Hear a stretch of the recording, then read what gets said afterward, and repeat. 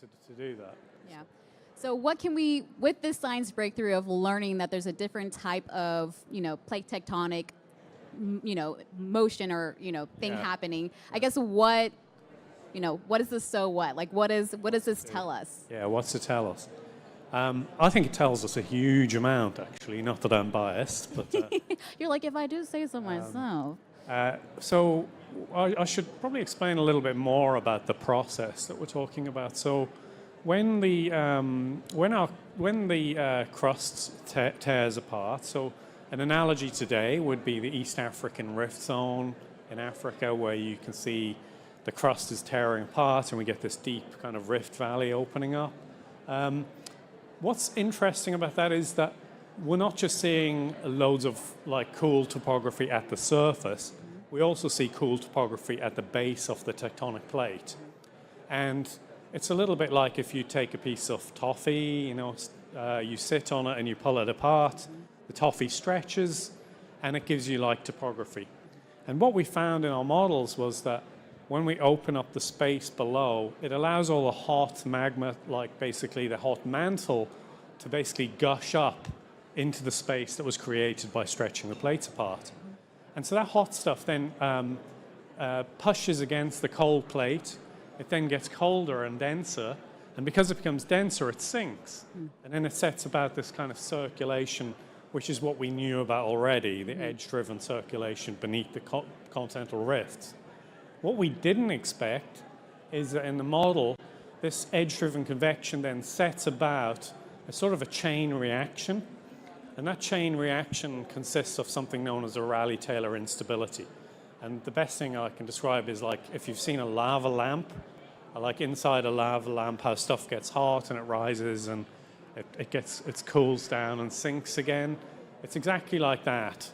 So all we needed was that kick start, when the continent starts to tear apart, and we get this circulation that then perturbs the underbelly of the continent nearby, and then you get this sweeping wave, if you like, of instabilities that propagate very gradually and very slowly into the interior of the continents.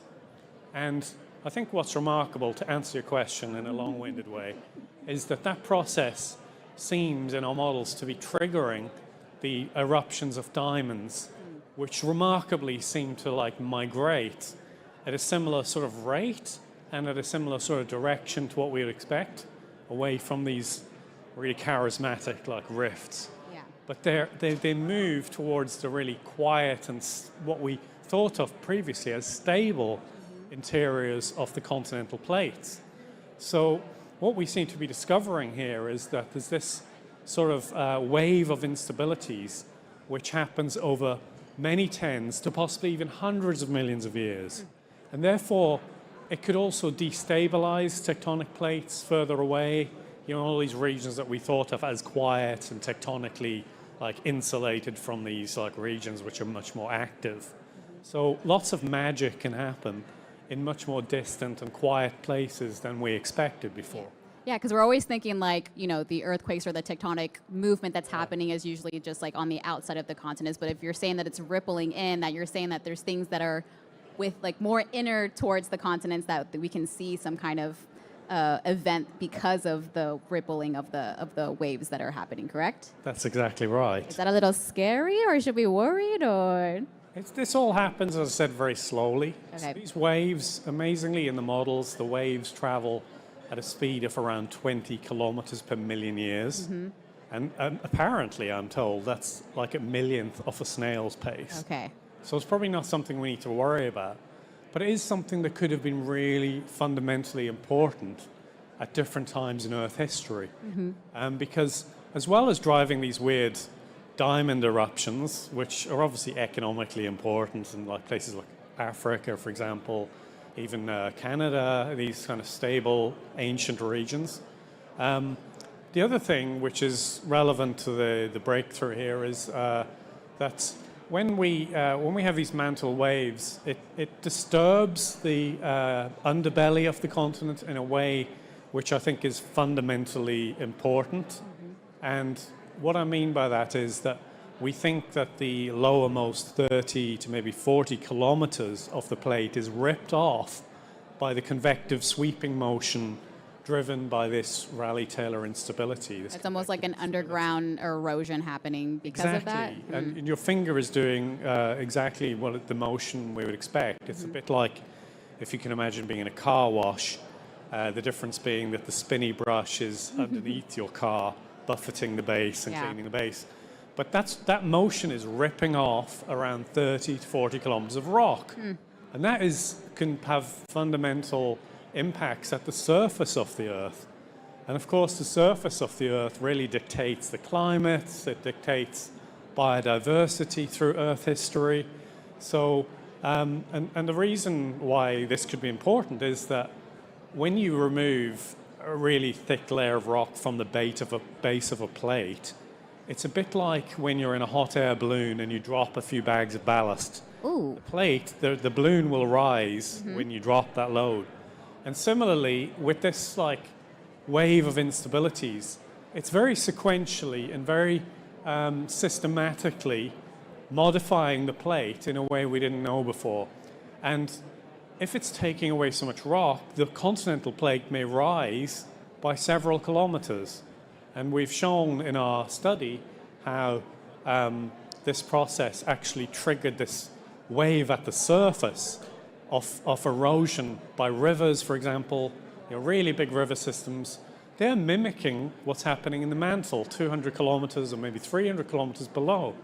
So that's quite really profoundly interesting for me.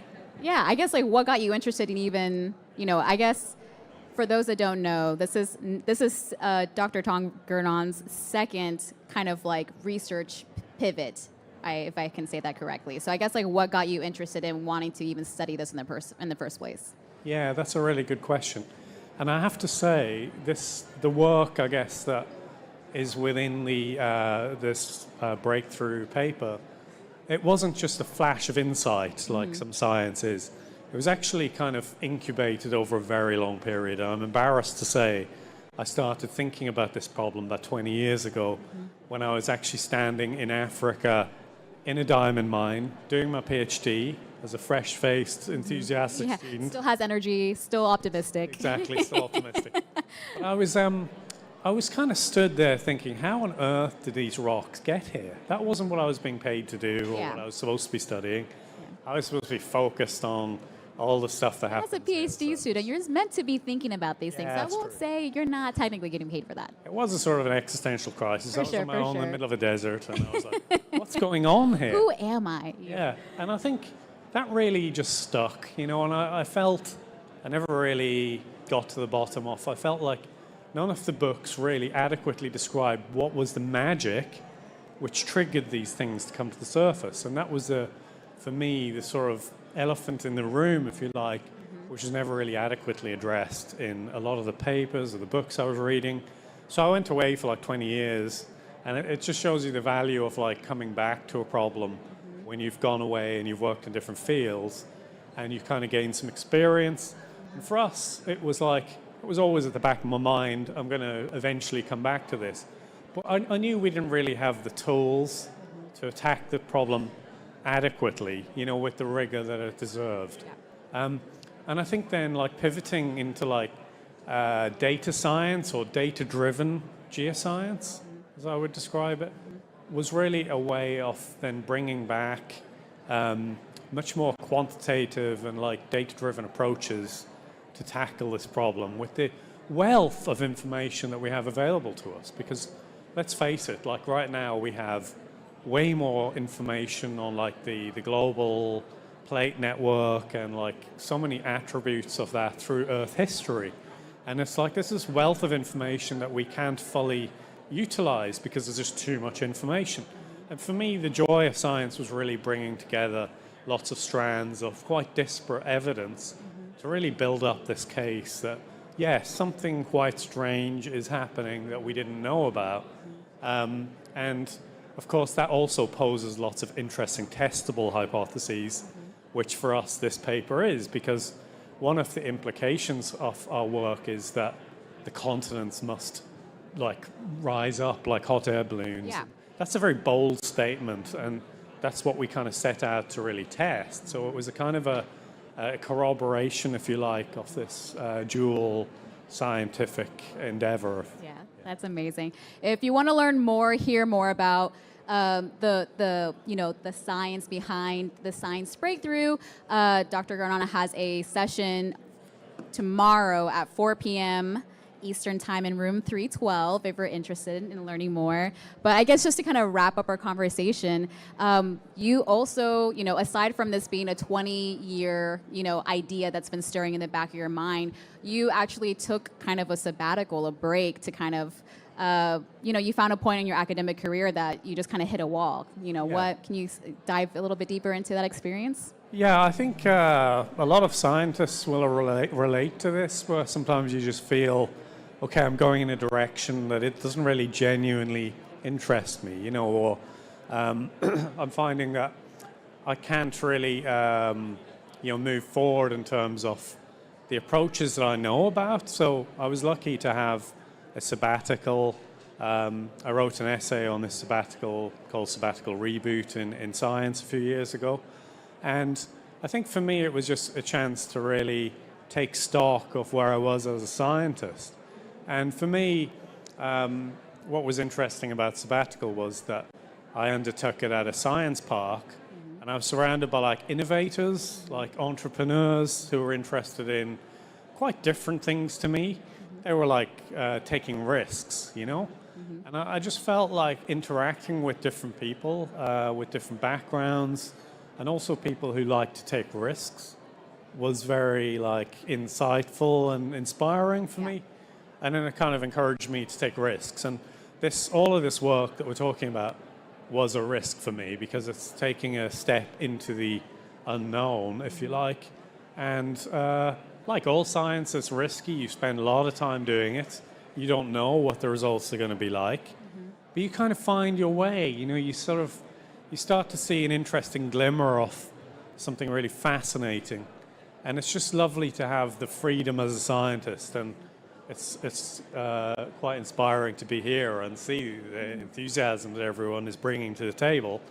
But just the sort of the flash of insight that you get from a finding then can set off this sort of wave of implications that can lead to some amazing kind of follow-up discoveries and so on. So I think for me, the sabbatical was really powerful. Yeah. And it was just such an important pivot period for me to really learn new approaches and, most importantly, to take risks.